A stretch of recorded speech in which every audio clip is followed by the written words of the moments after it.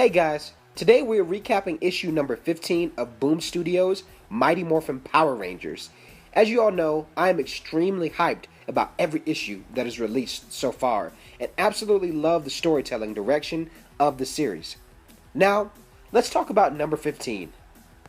The issue starts off with Zordon's commentary, analyzing his current situation.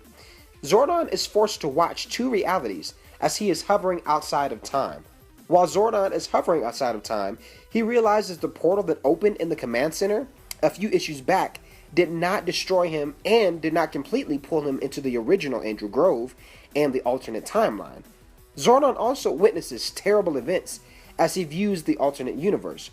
Going back to the alternate timeline where Tommy refused to join the Rangers and stay loyal to Rita Repulsa, we see the team is confused and Zordon is encouraging them to have hope and not give up on Tommy, as he believes good will triumph over evil. Quick note, Zordon is also listening to his alternate self speak and watches the tragedy happen, the fall of the Rangers. Zordon says something that is heart-wrenching. I hear my other self speak these words. The time stream shifts. I bear witness to how wrong he seems to have been. This was all referring to Tommy and the hope Zordon had in him to change and join the team. Then we see images of the Green Ranger with Rita's army kneeling in submission to Rita Repulsa. The story goes on and Zordon continues his commentary about the alternate universe. We see the Rangers even got the Thunder Zords at one point and even teamed up with the new allies including Ninjor to try and stop/save Tommy, but that all went south as the Green Ranger kicked the head off of whoever the hell that guy is. At first, I thought it was VR Troopers, but I think I remember seeing that character, or those characters, in the show at one point.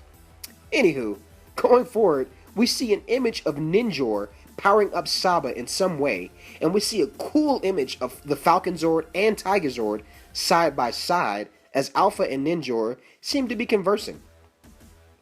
In commentary, Zordon says his alternate self seems to have been wrong about multiple things, including the idea that this Tommy Oliver was ever worth believing in.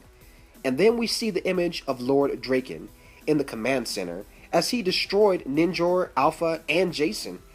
Saba tries to convince Tommy to stop his rampage, and Tommy chokes Saba and commands the Saber to serve him and not speak unless commanded. Draken then gives an evil speech, offering redemption to Zordon if he chooses to submit to Empress Rita. Zordon refuses and tells Tommy/Draken that good is still within him and it's not too late to change. It is evident Lord Draken's made his choice at this point, and then this happens, which made me instantly think of the Red Ranger in Power Rangers in Space.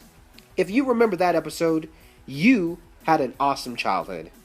From that point on, Zordon is now being destroyed and fading out of time.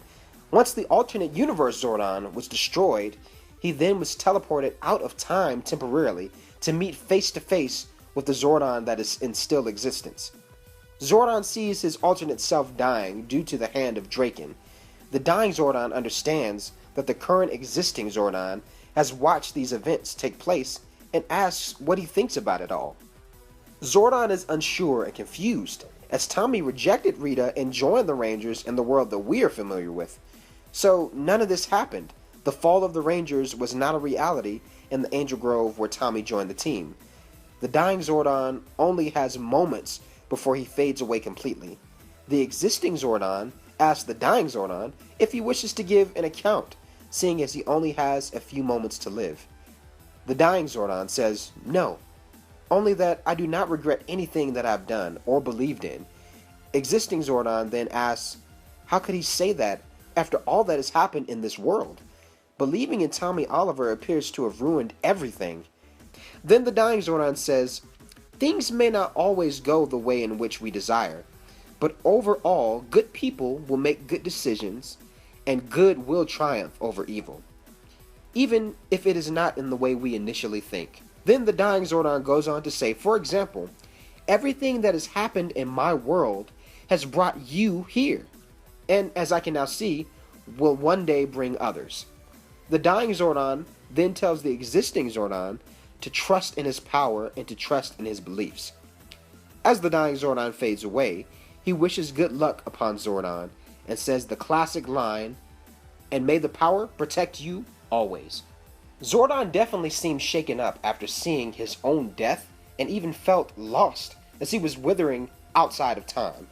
Then a voice calls out to Zordon multiple times, and soon Saba appears. Saba soon realizes that this Zordon isn't the Zordon he is familiar with. An existing Zordon tells him about the fate of the Zordon of his world. There still may be time and a way to save this reality. In years' time, Zordon says Rangers from his world will arrive in Saba's, including another Tommy Oliver. Saba then asks Zordon if he believes in Tommy, and Zordon says yes. Then Saba says, "Then so shall I." Then the comic flashes over to the fall of the Rangers battle, and we see Lord Draken fighting Zack and taking his power coin. This scene is a retelling of what we seen in issue number 13, where Zack was telling Tommy and Billy about Saba saying one day he would return with those who would save this world. We then learn that for years Zack built up defenses fighting Draken's army, and Saba would go into hiding until Tommy and Billy arrived into this strange world. Then we see fallen Zords and more commentary from Zordon, which has so much depth in this comic. Particularly this segment. When we dwell on regrets and lose ourselves in if only, we must endeavor to broaden our perspective. After all, what could have been isn't always a good thing. And those words from Zordon makes me wonder what would have happened if Tommy did join the Rangers, as he did in the universe that we know of. Could there be an even worse tragedy or result in this alternate world? Who knows?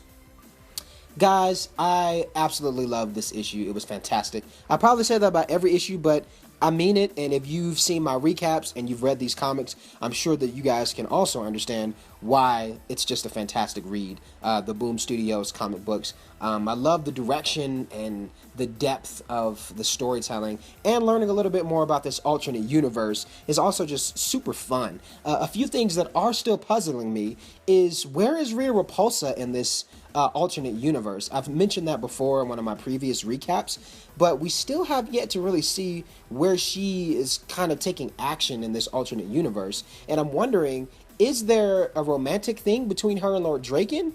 Or did he kill her off in his hunger for power? Because we really haven't seen her in the alternate universe, but she's just been mentioned as the Empress. So that's, I'm sure, something that will be uncovered. And also, do you think Lord Draken will actually become good? You know, Zordon, mentioned like there is still some small hint of goodness in him. He just doesn't know it. So is there a possibility later down the road in these stories, could we see a turn or change in heart, possibly in Lord Draken / Tommy Oliver? Who knows, guys? We just have to keep reading, and we will find out. I cannot wait for issue number 16. That is going to be phenomenal, and I say that probably about the last review that I did, but, I love what they're doing with these comics because it keeps you coming back for more, and it keeps you excited for kind of the next adventure and the next issue. So that's my talk on today's issue number 15.